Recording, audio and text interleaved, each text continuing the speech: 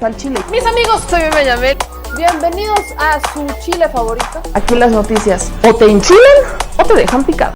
Así que vean ustedes este mapa que les comparto, que es cómo está actualmente configurado América Latina ya con la victoria de Lula da Silva. Así es como está América Latina. Todo lo rojo es lo gobernado por,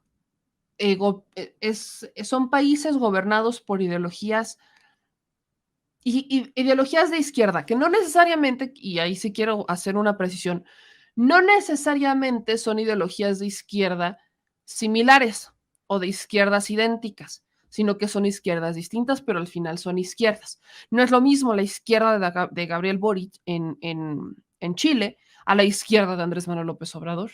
No es lo mismo la izquierda de Andrés Manuel López Obrador a la izquierda de Venezuela y de Cuba. No es lo mismo, así como tampoco es lo mismo de Brasil. Pero Brasil es el país de todos el que tiene la mayor extensión territorial. Sí. O sea, Brasil es el que tiene la mayor extensión territorial.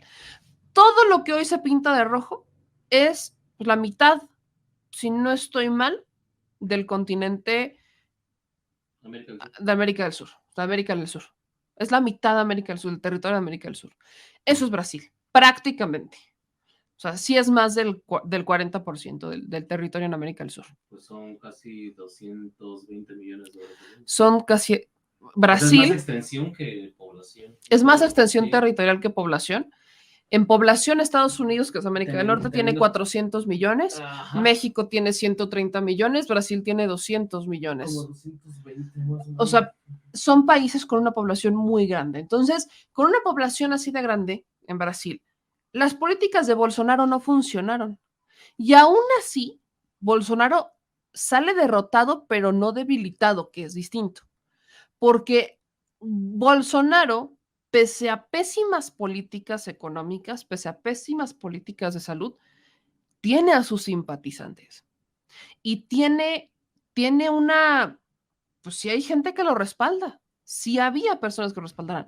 Vaya, las elecciones de Brasil son unas elecciones en donde el resultado, vaya, la diferencia fue 1,5 millones de votos. Esa fue la diferencia. Miren, aquí está, y les quiero compartir porque pues estos son los resultados de las elecciones presidenciales. Ahora sí que la gráfica de cómo se manejaron estos resultados en Brasil. Miren nada más. Y ¿dónde la dejé? Aquí la dejé.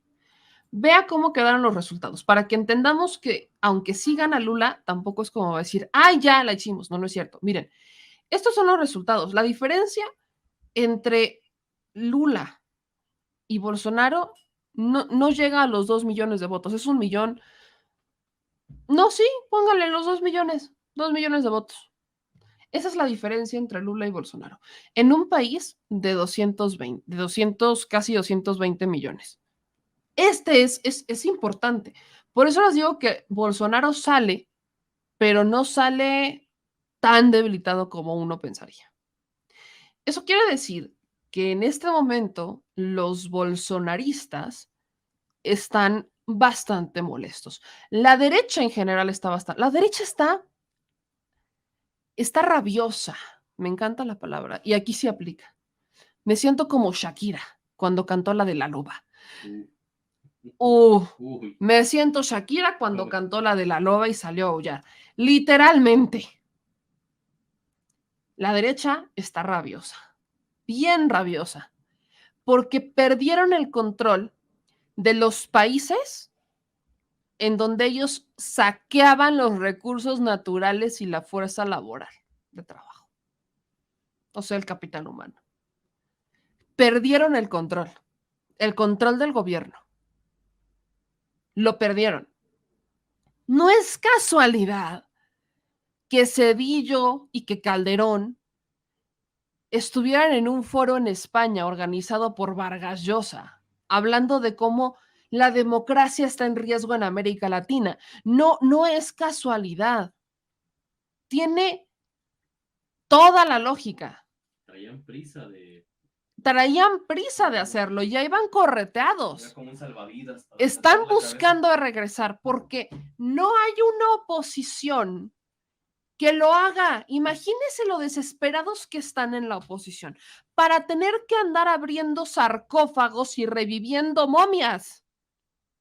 Imagínense el nivel de desesperación en el que está la derecha en América Latina para recurrir a Zedillo, a Calderón, y no digamos solamente en América Latina, pónganle un poquito en España, que aunque las cosas no están tan, digan, ay, bien de izquierda, bien de izquierda. Existe un clamor popular por políticas de izquierda que le den en la torre a lo que hizo Aznar, el asno de Aznar en España. Eso está pasando. Entonces la derecha está buscando reagruparse, ir a su base más fiel para darle un golpe a estos gobiernos que hoy están tomando la ruta de estos países en América Latina. La importancia de América Latina recae en sus recursos naturales y en su gente. ¿Por qué? ¿Qué es lo que requieren las empresas, que son a quienes representan estos gobiernos de derecha? Requieren recursos naturales para procesar el agua, requieren la madera, requieren plantas para hacer medicinas, porque hay muchas que todavía se basan en medicinas. O sea, requieren los recursos naturales, sobre todo agua, minerales y madera, para poder procesar sus productos. Y requieren una mano de obra barata para poder optimizar las utilidades, o sea, generar más utilidades. Y esa mano de obra barata la necesitan en países en donde hay pobreza y desigualdad, porque tienes gente desesperada por tener una chamba, gente que no le va a importar que sepa que le estás mal pagando con tal de que le pagues. Ese ha sido el problema de América Latina desde hace décadas. Desde hace décadas. Entonces, llegan gobiernos como los de Calderón y Zedillo, que fueron, mencionaré estos dos porque son los que se están levantando como que en armas desde España para decir, ¡no! ¡Peligro! Bueno, estos dos haré referencia a ellos. Están alzando la voz porque en sus administraciones es lo que hicieron. Zedillo, con el Fobaproa, rescata a las empresas privadas, vende los ferrocarriles, los hace privados y los privados los desaparecen y los convierten en algo obsoleto, solamente para lo que lo necesitan, transporte, y eso si acaso, transporte de materiales, ¿no? Y eso si acaso. Y que, vaya, con eso Zedillo le viene a dar en la torre a uno de los transportes más importantes en México y también económico, que ahorrabas dinero en hacer los trayectos muy largos. Y encima nos meten una mega deuda en donde nos crean, pues ahora sí que viene la creación de impuestos para pagar esa deuda. Y los mexicanos, pues son los que pagan, o sea, fueron los millones de mexicanos, los pobres, los que terminan pagando eso. ¿Qué pasa? Que mucha gente entra en crisis económica y tiene que migrar. Y hay muchísimos migrantes que están en Estados Unidos que salieron justo con Zedillo, entre Salinas y Zedillo. Entre que venía el tema del peso y entre que venía el tema de la crisis económica que se da entre Salinas y Zedillo, es que se van del país. ¿Cuándo viene la segunda ola de migrantes que se van? Los migrantes son la consecuencia de estos políticos, porque los migrantes se fueron a buscar esas oportunidades para poder mantener aquí porque aquí no había chamba. Y los que se quedaron acá se quedaron aceptando los malpagos, aunque también en Estados Unidos les malpagan a los migrantes, ¿no? Pero con todo y el malpago de Estados Unidos es mucho más que lo que ganaron aquí. Entonces, aquí en México se quedan muchas personas aceptando los malos pagos, bajo la premisa de la derecha de decir es que entre más estudies y entre más te friegues, entre más chambes, mejor te va a ir. Y eso tampoco era cierto. ¿Qué pasa? Llega la administración de Calderón después de la de Fox. Me voy a saltar a la de Fox. Llega la de Calderón. Y con Calderón se dieron no solamente la guerra contra el narco, que fue otro motivo por el que la gente salió de este país y se fue a buscar oportunidades en otro, sino que con Calderón también se dan ciertas reformas laborales que crean o más bien modifican leyes y le dan la bienvenida al outsourcing. Y eso le pasó a dar al traste a varias generaciones, incluyendo a la mía. La generación que pesa más en las consecuencias del outsourcing son los millennials, porque en lo que el outsourcing fue agarrando fuerza y fue agarrando forma, todavía había una base laboral que tenía contratos legales o contratos temporales, pero al final contratos. Y se fortalece el outsourcing. Y cuando mi generación empieza a buscar chamba, ¿qué pasó? Nos dieron en el traste. Porque ya estaba completamente, o sea, el outsourcing fue una dinámica sucia que se hace, o sea, sucia porque aunque tenía una lógica, le permitieron a las empresas utilizar ese esquema para todavía no solo mal pagarnos, sino no hacerse responsables del trabajador. Es que una cosa es ser apoyo de la empresa y otra cosa es desplazar al empleado. Exactamente. Entonces, aquí lo que pasa con Calderón es que el empleado le tenían, o sea, son los famosos contratos cada 3 meses, en donde hasta cambian a las empresas. La razón social. La razón social va cambiando para no generar antigüedad. Y si no generas antigüedad, entonces, ¿cómo la empresa se va a hacer responsable? No tiene obligaciones contigo. Y tú no tienes esa antigüedad, no tienes ni siquiera vacaciones, no digamos dignas. Llegas a un acuerdo de vacaciones, pero como tienes un contrato diferente cada 3 meses, y eso sí les da bien a algunos, porque hay otros que tienen contratos cada mes. Y otros que ni siquiera contratos firmaban. Entonces, peor todavía, ni siquiera tenías vacaciones. Llegabas a acuerdos de palabra con el empleador para que no la armaras de tos. La única forma que te dejaban callado es pagándote mejor en otra modalidad y reportando al Seguro Social. Exactamente. Reportaban, te empezaban a chantajear con el Seguro Social. Entonces decían, no, mira, no te preocupes, te voy a dar Seguro Social. Pero te cotizaban con el mínimo. Eso a mí me pasó.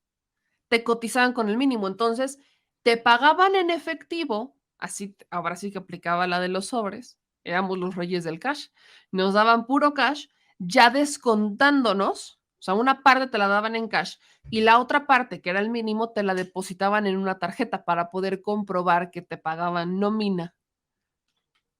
Y era lo menos, te depositaban lo mínimo, te lo depositaban por tarjeta y así comprobaban que sí efectivamente te estaban pagando. Y no estás infringiendo la ley. Y no están infringiendo la ley. Pero ese mínimo, con ese mínimo, ni cotizabas para Afores. No, o sea, no había manera. Y el Infonavit era una... Y ni el Infonavit ni existía. Porque es el mínimo. Y así hay muchísimas personas. Pero nos dejaban callados porque decían, no, pues. Gano bien. Ya tienes, no, ya tienes seguro. Al menos, para una emergencia estás. No, y cuando estás joven, ganar es preferible, no te piensas en el futuro, piensas en el presente. Entonces, como estás ganando bien, ya con eso te sientes satisfecho. Y deja tú, es que ni siquiera estás ganando bien, porque ni siquiera es ganar bien. Ni siquiera es ganar bien. Pero ganas más del estándar. Ganas. Deja eso, ganas. Tienes chamba.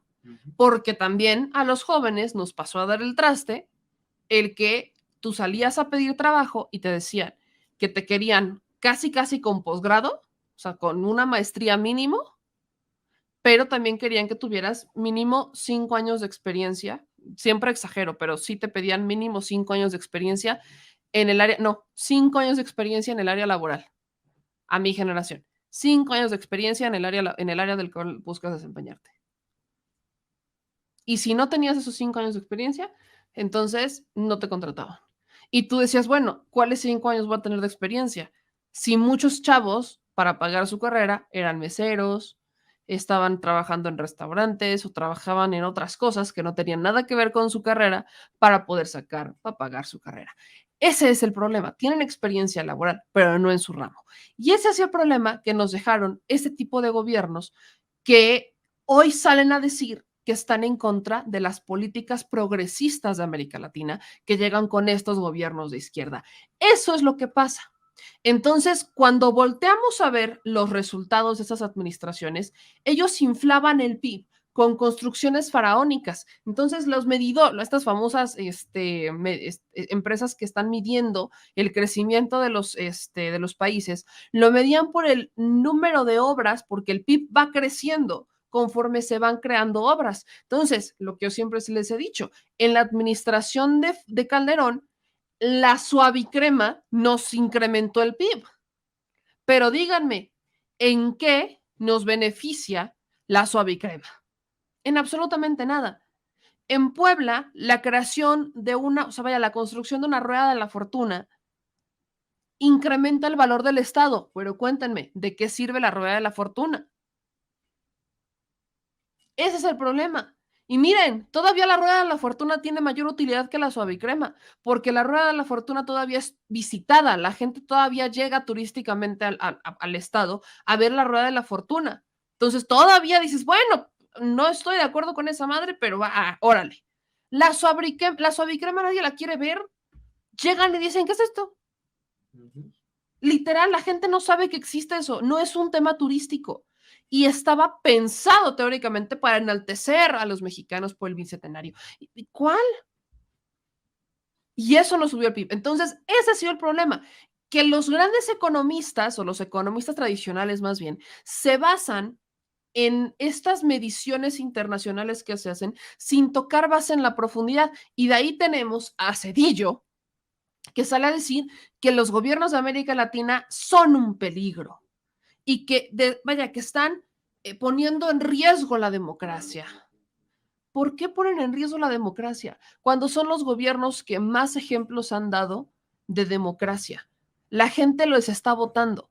Que este sea otra vez, o sea, que Lula vuelve a ser presidente, se permite en la ley la reelección de esta manera, se les permite estas postulaciones en Brasil y la gente lo votó. En Bolivia, lo mismo con Evo Morales. La gente lo votó y estuvo tantos años en el poder porque la gente lo votó. Es democracia. Y en esos gobiernos se hacen consultas populares, se hacen plebiscitos. O sea, son gobiernos que constantemente están poniendo en práctica la democracia para que la gente participe. Mientras que en los gobiernos, no todos, pero sí algunos de derecha, sobre todo en América Latina, son los menos democráticos. Ni siquiera saben, ni siquiera han puesto en práctica una consulta popular en gobiernos de derecha en América Latina. No es usual en ellos, porque lo último que quieren es que el pueblo opine. Y ese ha sido el problema en América Latina. Por eso, hoy que la izquierda gana fuerza en América Latina y que las derechas están completamente debilitadas, hablando generalmente en América Latina, es que más hay que cuidarse, porque los líderes que quieren crecer para destruir a estos gobiernos de América Latina que están entrando, que son gobiernos de izquierda con cada una de sus variaciones, claro que sí, vienen con ganas de destrozar el avance que se ha llevado a cabo. Lula lo decía en unos de sus debates, ¿no? Cuando le preguntaban, cuando debatían y les preguntaban los contrincantes que pues ellos nunca habían visto lo que Lula había hecho cuando fue presidente, la respuesta de Lula creo que es bastante sabia. No, pues tú jamás lo ibas a ver, no tendrías por qué verlo. Pero pregúntale a tu muchacha, pregúntale a tu chofer, pregúntale a tu jardinero, pregúntale al barrendero, pregúntale a los de abajo. Qué buena cachetada fue esa. Y ellos sí vieron las políticas de Lula, porque ellos, ahí sí se estabilizó. Fue en tiempos de Lula, cuando Brasil era una potencia emergente. En tiempos de Bolsonaro está para el perro, para llorar. En tiempos de Lula es cuando Brasil formaba parte de este bloque internacional junto con India, me acuerdo mucho, en donde estaban ahí, o sea, estaban realmente en estaba en estas listas.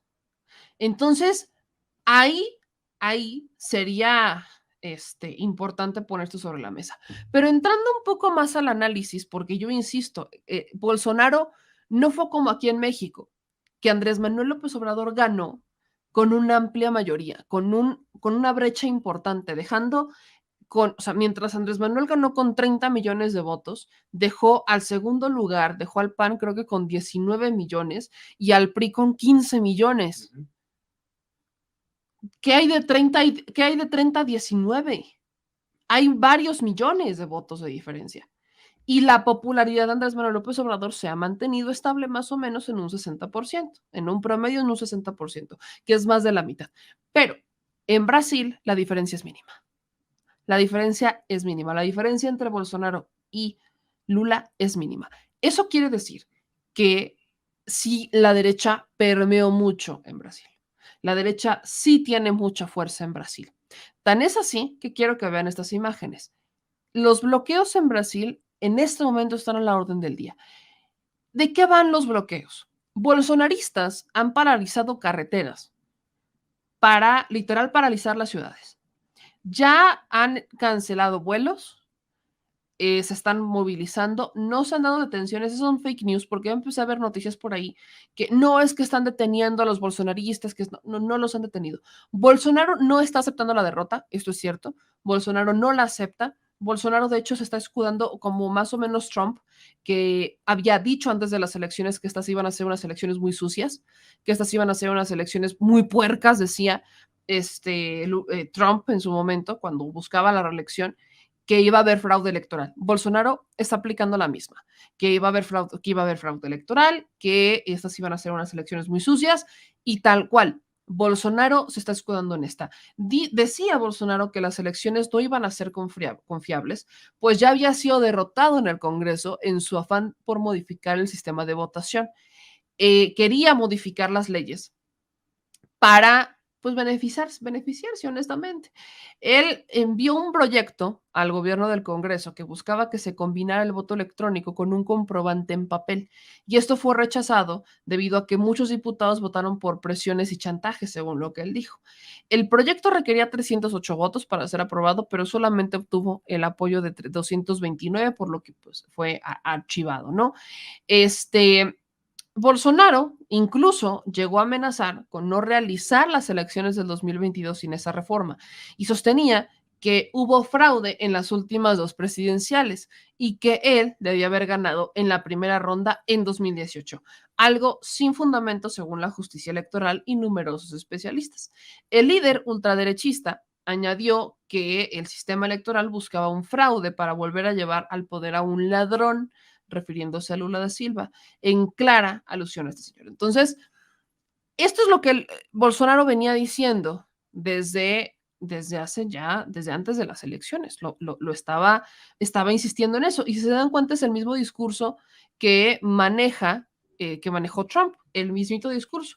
Pero, profundizando un poco más, Mario Sabino publica en Infobae que Lula da Silva no fue quien habría derrotado a Bolsonaro, sino que habría sido el propio Bolsonaro, ¿no? Que no fue, que vaya, si Bolsonaro hubiera hecho las cosas de una forma distinta, hubiera ganado, porque Lula no habría obtenido tanto voto o tanto apoyo. Víctima de sus propias decisiones. Que fue víctima de sus propias decisiones. Dicen aquí, ¿no? Si hubiera actuado desde que juró su cargo en enero de 2019 con un mínimo de racionalidad y empatía, hoy habría sido reelegido. En 2018, cuando fue elegido para el Palacio del Planalto, Bolsonaro, un diputado federal inexpresivo, retirado obligatoriamente del ejército por insubordinación violenta, se vendió como un candidato antisistema, aprovechando la limpieza que estaba siendo promovida por la Operación Lava Jato, que acabó llevando a Lula a la cárcel por corrupción y el lavado de dinero, así como otros políticos y empresarios poderosos, que después Lula terminó siendo liberado y exonerado, o sea, tampoco le pudieron comprobar mucho. Pero la revelación puso a Bolsonaro a la defensiva desde el inicio de su mandato. Estaba más preocupado por defender criminalmente a sus hijos y a sí mismo que gobernar. Bolsonaro estaba mucho más enfocado en los medios de comunicación, estaba mucho más enfocado en defenderse, en cosas distintas que en gobernar. Y eso es lo que fomentó el repudio a Bolsonaro. Un repudio no solamente de Brasil, sino generalizado, pero no lo suficiente como para decir que perdió mucho poder. ¡Hola! Hija de tu madre. ¿Qué pasó, señor productor? ¿Por qué huyes de la cámara? No. ¿Por qué huyes? ¿Saluda a los fans? ¿Es nuestro video de cierre? ¿Saluda a los fans? Ah, le quiere presumir brazos, señor productor. Sí, mira nomás. Mira, échate, pero mira, ponlo así, mira, ponlo así. Que se vea la lonja. No, la lonja Pura está galleta, cabrón, ¿no? pura galleta. El señor productor. No, hombre, ya, para tus pesares, hazte para allá. En vez de que vayan a compartir el video, le van a poner dislike. ¿Qué pasó? No, ¿qué pasó? ¿Qué pasó? Pues bueno, si les gustó este video, no se les olvide dejar su like, suscribirse y activar la campanita. Manitas, suelta las manitas. Suscríbete, suscríbete, suscríbete, suscríbete, suscríbete, Oye, aquí está. suscríbete, suscríbete, suscríbete. Y si te gustó el video, suscríbete y compártelo, y compártelo, y compártelo, y compártelo, porque hay que descifrizar a la nación, ¿verdad? Al chile. Adiós. Discúlpenlo, tiene déficit de atención. Nos vemos.